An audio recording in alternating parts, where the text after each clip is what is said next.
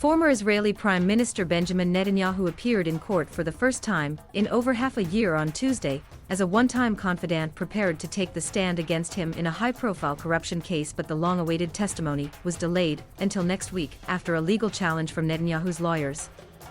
Nir Hefetz, a former Netanyahu aide, is a star prosecution witness in the case against Netanyahu, with his close proximity to the Netanyahu during several years in office a key part of the evidence.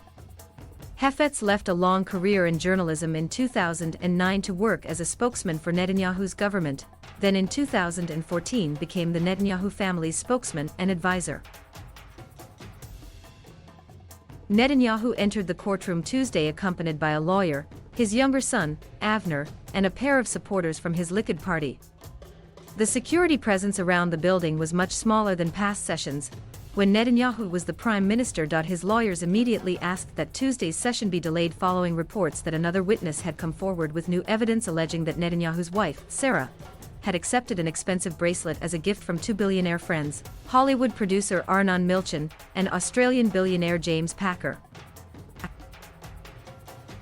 Netanyahu's lawyers argued that the former prime minister and his wife were caught off guard by the allegations and had the right to study the evidence before Hefetz took the stand. After a short recess, the court accepted the request and postponed Hefetz's testimony until next Monday. Several dozen supporters waited for Netanyahu outside the building, with one man shouting at journalists, "We'll throw you in the trash." Netanyahu has been accused of fraud, breach of trust and accepting bribes in three separate cases. The first involves Netanyahu allegedly receiving gifts worth hundreds of thousands of dollars from wealthy friends, including Milchan and Packer.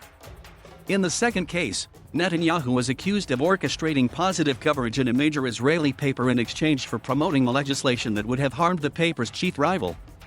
The third one, nicknamed Case 4000, entails Netanyahu allegedly passing a legislation worth hundreds of millions of dollars to the owner of Israeli telecom giant Bezeq in exchange for positive coverage on its Walla news site. In 2018, after he was arrested by police in connection with Case 4000, Hefetz signed a state's witness deal and provided investigators with recordings of conversations with Netanyahu and his family. But because of his close connection with the former prime minister, Hefetz's testimony is likely to be relevant to all three cases. The former prime minister has denied any wrongdoing.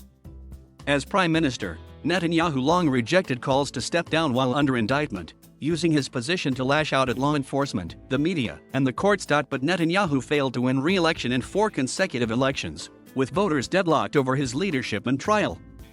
Early this year, he was ousted from office after a constellation of rivals managed to cobble together a ruling coalition without his long-dominant Likud party.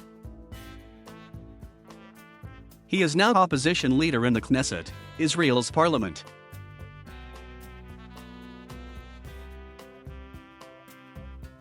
Thank you for watching. Please subscribe.